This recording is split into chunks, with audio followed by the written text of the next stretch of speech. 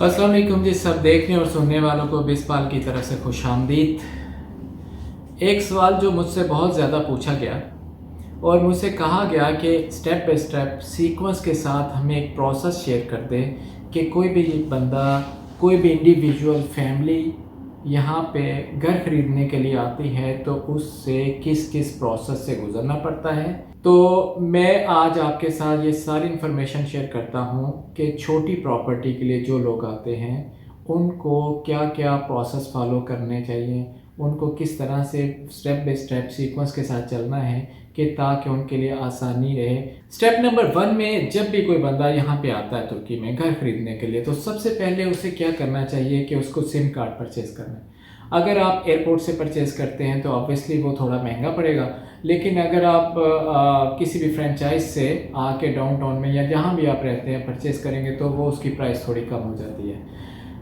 अच्छा, ये इम्पोर्टेंट चीज़ है। इसके बाद आपको स्टेप नंबर 2 में क्या करना है कि आपको अपना टैक्स नंबर हासिल करना है।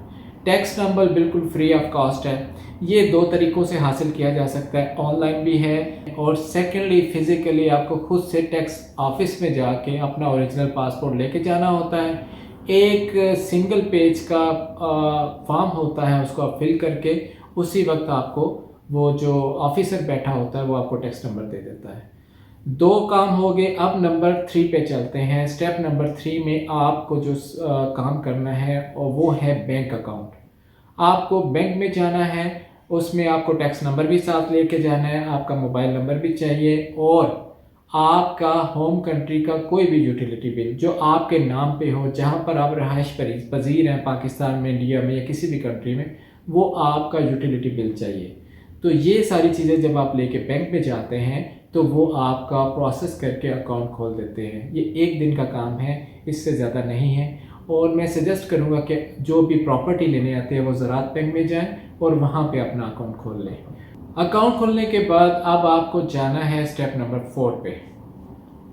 वो ये है कि जिस मकसद के लिए आप यहाँ पे आए हैं, प्रॉपर्टी ख़रीदने के लिए, आपको वो प्रॉपर्टी सर्च करनी है अपनी रिक्वायरमेंट के मुताबिक, अपनी अकामोडेशन के मुताबिक। कितने लोग हैं आप फैमिली में, आपको 1+1 चाहिए, 2+1 चाहिए, 3+1 चाहिए, आपका बजट क्या है, आप किस एरिया को पसंद करते हैं, गेटेड कम्युनिटी में चाहिए, नई बिल्डिंग में चाहिए, पुरानी बिल्डिंग में चाहिए, किसी छोटे प्रोजेक्ट में चाहिए। तो ये सारी चीज़ें आप अपने बजट को, एरिया को, उस माहौल को देख के डिसाइड कर सकते हैं। ये जो भी आप एजेंट हायर करते हैं या खुद से देखना चाहते हैं तो ये सारी चीज़ें वो आपको दिखाएगा। जो आपको पसंद आ जाए उसको घर को आप अच्छी तरह से बार्गेन करके उसकी प्राइस को लॉक करना होता है।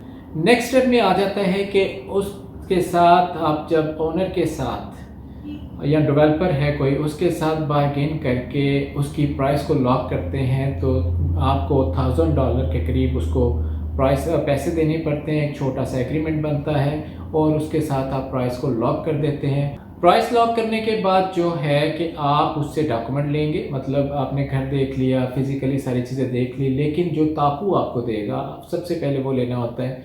तापू लेने के बाद आप बैंक से पता करेंगे इस पर कोई लोन तो नहीं है, लैंड रजिस्ट्री डिपार्टमेंट से पता करेंगे, बल्दिया से पता करेंगे कि क्या इस बिल्डिंग के एनओसीज वगैरह क्लियर हैं, इसकान है, सारी चीज़ें हैं, ओनरशिप किस टाइप की है। ये सारी चीज़ें देखने के बाद आगे नेक्स्ट स्टेप में हो जाता है कि आपको इसकी एक्सपर्टीज़ के लिए अप्लाई करना है और इसके साथ साथ जो लैंड रजिस्ट्री डिपार्टमेंट है वहाँ से तापू के लिए ऑनलाइन अपॉइंटमेंट लेना है। एक्सपर्टीज़ में ये होता है कि आपको गवर्नमेंट के अथोराइज जो कंपनीज हैं, जो कुछ अदारे ऐसे हैं, आप उनको हायर करते हैं। 2000 से 3000 के करीब उसके एक्सपेंसेस आते हैं। एक्सपर्टीज़ में वो क्या करेंगे कि आपके घर को पूरी तरह से एग्जामिन करेंगे, उसके अंदर की पिक्चर, बाहर की पिक्चर, स्ट्रीट की एरियल व्यू, उसका एरिया, बिल्डिंग की एज, अर्थ रेजिस्टेंस, ये सारी पूरी डिटेल के साथ लिख। अच्छा, एक्सपर्टीज़ के साथ ही आपको अप्लाई करना होता है अपॉइंटमेंट के लिए ताकू ऑफिस में।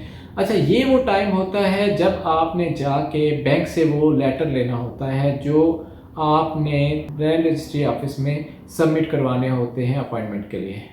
जो भी आपकी अमाउंट डिसाइड होगी है, जो आपने तापू पे लिखवानी है, उस अमाउंट के हिसाब से आपको फिर वो बैंक में जाते हैं, यूएसडी उनको देते हैं और उसके अगेंस्ट लीरा परचेज़ करते हैं और उसके साथ साथ आप उनको रीज़न ऑलरेडी बता चुके हैं, तो वो फिर आपको एक लेटर देंगे जो सेंट्रल बैंक के कोड के साथ होगा कि ये इस मकसद के लिए इन्होंने ये लीरा चेंज किया है। वो लेटर आपका पासपोर्ट जो यहाँ से ट्रांसलेट होगा तुर्किश लैंग्वेज में और नोटराइज होगा, ये सारे डॉक्यूमेंट्स, साथ में 2 तस्वीरें आप देंगे जो कंसल्टेंट होता है, जो सारा अपॉइंटमेंट लेने का प्रोसेस कर रहा होता है, उसको देंगे। साथ साथ आपको एक ट्रांसलेटर हायर करना पड़ेगा उस दिन के लिए जिस दिन आपका तापू का अपॉइंटमेंट होता है। कंसल्टेंट सारे डॉक्यूमेंट्स जो ऑनलाइन अप्लाई करेगा, सबमिट करेगा, और जो अपॉइंटमेंट डेट आती है उससे एक दिन पहले उसको मैसेज आ जाता है, और ये सारा ऑनर के बिहाफ पे होता है एक्चुअली। और ये कंसल्टेंट 500 से 1000 लीरा चार्ज करते हैं, और जैसे ही डेट आता है वो आपको बता देगा जी। एक दिन पहले तो पता चलता है कि सुबह आपका अपॉइंटमेंट का डेट आ गया है, उस दिन आपको जाना होता है। ऑलरेडी सारे डॉक्यूमेंटेशन उसके पास है, फिर भी आपने अपने ओरिजिनल डॉक्यूमेंट और 2 पिक्चर्स साथ लेके जानी है। ओरिजिनल मतलब पासपोर्ट है, अगर आपके पास पावर ऑफ अटॉर्नी है तो पावर ऑफ अटॉर्नी, अगर आपकी फैमिली है तो सारे फैमिली मेम्बर्स और उनकी सब की जो है पिक्चर्स, और उनके पासपोर्ट, और उनके जो ट्रांसलेटेड जो कॉपीज़ होती हैं वो भी। कंसल्टेंट वहाँ पे जाके टोकन ले लेता है, आपको वेट करना पड़ता है, और डिपेंड करता है कितनी ट्रैफिक आ गई, कितने लोग हैं ज़्यादा। मीन टाइम आपको जो पैसे रिमेनिंग बैलेंस है जो आपने ओनर को, सेलर को पे करना है, वो आप उसके अकाउंट में ऑनलाइन ट्रांसफ़र करते हैं, और उसकी डिस्क्रिप्शन में आपने सारी डिटेल लिखनी होती है। ये घर लिया, ये प्लॉट नंबर है, ये अपार्टमेंट नंबर है, ये बिल्डिंग है, ये मोहल्ला है, और ये डिस्ट्रिक्ट है, ये घर में इतने का ले रहा हूँ और उसको मैं पैसे ट्रांसफ़र कर रहा हूँ। ये बहुत ज़रूरी है, डिस्क्रिप्शन में ज़रूर ये सारी डिटेल लिखें। इतनी देर में आपका अगर टोकन का नंबर आ जाता है तो वो ट्रांसलेटर फिर जो आपने हायर किया हुआ ऑलरेडी वो आपके साथ जाएगा। 700 से 1000 के करीब ट्रांसलेटर जो है वो चार्ज करता है। वो आपको फिर से सारी डिटेल बताएगा, ऑफिसर जो लैंड रजिस्ट्री डिपार्टमेंट का ऑफिसर उसके सामने, कि ये घर है, ये बिल्डिंग है, वो पूरी तरह से आपको ट्रांसलेट करेगा, बताएगा। और ऑफिसर फिर जो ऑनर है उससे पूछेगा कि क्या तुम्हें पैसे मिल गए, सारी चीज़ें पूरी ट्रांजैक्शन डन होगी, वो कहेगा जी मिल गए, तो वो उससे सिग्नेचर लेके उसको बोलेगा आप चले जाएं। वो सिग्नेचर करके आपसे पैसे लेके उसका सारा केस ख़त्म, उसकी कहानी ख़त्म। आपसे सिग्नेचर लेगा और आपके कहेगा 5 से 7 मिनट वेट कर लें। 5 से 7 मिनट जब आप वेट करेंगे, आप बाहर वेट कर लेंगे, तो इतनी देर में फिर वो इनका जो प्रोसेस है, वो एक बंदा आएगा काफ़ी सारे तापू लेके, तो वो नाम लेता जाएगा, आपको ओरिजिनल पासपोर्ट शो करके आपको उसी विदिन 10 मिनट मैक्सिमम आपके हाथ में आपके घर का तापू दे देगा। अच्छा, इसमें एक और चीज़ है, वो ये है कि आपको 4% टाइटल डीड पे करनी होती है। बाई लॉ तो ये है कि 2% पे करेगा ऑनर और 2% पे करेगा सेलर और 2% बायर करेगा, लेकिन यहाँ पे ये है कि 4 का 4 जो है वो बायर पे करता है। 4% जो भी अमाउंट आप तापू पे लिखवाते हैं उसका 4%, और साथ में एक और छोटा सा टैक्स होता है डोनर सरमाया, वो तकरीबन 1700 के करीब है आजकल, वो पे करना होगा। ये सारे आप एडिशनल एक्सपेंसेस समझ लीजिए। ये मैं आपको थोड़ा सा इस तरह से बता देता हूँ। अगर आपका घर 1 मिलियन लीरा का है तो उसमें 4% आपको उसकी टाइटल डीड जो गवर्नमेंट की तरफ से जाता है वो पे करना पड़ेगा। 1700 लीरा आपको डोनर सरमाया पे करना पड़ेगा। 3000 के करीब आपको एक्सपर्टीज़ रिपोर्ट के पे करना पड़ेंगे। 500 से 700 के करीब जो कंसल्टेंट है जो सारा प्रोसेस कर रहा है उसको पे करने पड़ेंगे, और 700 से 1000 लीरा आपको ट्रांसलेटर को पे करने पड़ेंगे, और जो आपके साथ रियल एस्टेट का एजेंट है अगर, तो उसकी जो फीस है जो भी आप उसके साथ है अंडरस्टैंडिंग, वो पे करनी पड़ेगी। ये सारे एक्सपेंसेस आपके आएंगे आपकी उस अमाउंट के अलावा जितने का आप घर खरीद रहे हैं। मज़ीद इसमें ये बताता चलूँ कि होता ये है कि अगर आप 1 मिलियन का घर लेते हैं तो 1 मिलियन का पूरा अमाउंट तापू पे नहीं लिखवाते। स्पेशली अगर आप किसी गली मोहल्ले से लेते हैं, उसका ये होता है कि अगर आप पूरे का पूरा लिखवाते हैं तो वो शायद बेचने वाला उस पर एग्री ना हो, क्योंकि उसका जो अमाउंट ऑलरेडी अगर 3 लाख लिखा हुआ है तो वो अगर 700,000 यानी 7 लाख उसका कैपिटल अप्रिशिएट कर रहे हैं, और उसके ऊपर उसको 25% एज पर लॉ जो यहाँ का है टैक्स सिस्टम, उसको 7 लाख का 25% उसको गवर्नमेंट को पे करना पड़ेगा एज ए इनकम टैक्स। तो वो कभी भी नहीं लिखवाएगा। अगर वहाँ 3 लाख लिखा हुआ है वो मैक्सिमम 320 350 लिखवा देगा, और वो आपके लिए भी बेहतर है। अगर आप 3 लाख लिखवाते हैं तो आपको 3 लाख का ही टाइटल 4% जो टाइटल डीड की फीस है वो पे करनी पड़ेगी। 3 लाख की बन जाती है तकरीबन, आप समझ लीजिए 12,000। अगर 1 मिलियन की लेते हैं तो वो तो 40,000 बन जाती है। तो उस हिसाब से काफ़ी सारे आप वहाँ से भी कर सकते हैं। और लेकिन आप पे डिपेंड करता है, अगर आपने आगे जाके सिटीजनशिप के लिए अप्लाई करना है तो फिर आपको पूरे का पूरा ही अमाउंट लिखवाना चाहिए, फिर आपको 1 मिलियन ही लिखवाना चाहिए, क्योंकि वही अमाउंट आपकी नेशनैलिटी के लिए अगर आप मल्टीपल टाइम पे मल्टीपल प्रॉपर्टी लेते हैं तो वो कंसिडर होती है।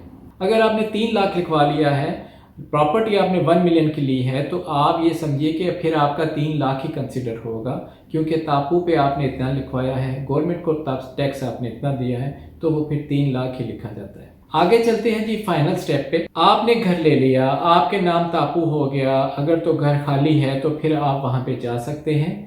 अब इसमें पानी, बिजली और गैस को आपने इंस्टॉल करवाना है, अपने नाम से उसके कनेक्शन इशू करवाने हैं। यहाँ पर सच ऐसा कुछ नहीं है कि अगर कोई यहाँ पे रह रहा है, डिफ़ॉल्टर हो गया है, तो वो उसका जो डेबिट है, जो उसकी तरफ पैसे बन गए या उसको फाइन्स हो गया, वो आप पे डालेंगे। बिल्कुल ऐसा नहीं है, वो बिल्कुल सिरे से फारिग हो गया। आप अपने डॉक्यूमेंट, अपना तापू, अपना पासपोर्ट, ये सारी चीज़ें इन ऑफिस में लेके जाएंगे, पानी बिजली गैस के ऑफिस में, तो वो आपको आपके नाम पे वही जो होगा इलेक्ट्रिसिटी, पानी और वाटर वो कंटिन्यू कर देंगे। पिछला आपकी तरफ कुछ रहेगा। हाँ, ये है कि आपको हर एक के लिए कुछ सिक्योरिटी है।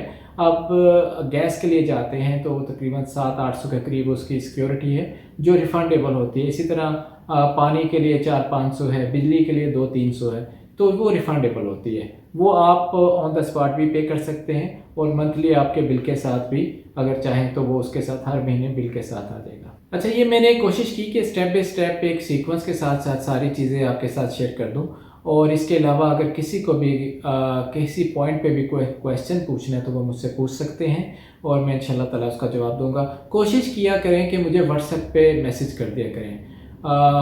थोड़ा सा मुश्किल हो जाता है कमेंट्स में जब आते हैं, तो वो थोड़ा सा मुश्किल हो जाता है उसमें, क्योंकि आगे फर्दर एक सवाल के बाद फिर जवाब, फिर सवाल, फिर जवाब, तो वो सम टाइम ड्राइविंग कर रहा होता तो प्रॉब्लम हो जाती है, नहीं मैं रिप्लाई नहीं कर पाता।